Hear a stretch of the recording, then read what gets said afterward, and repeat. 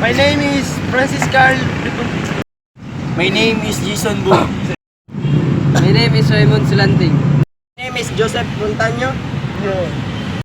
Sa Tagana. My name is Junaira Ishmani.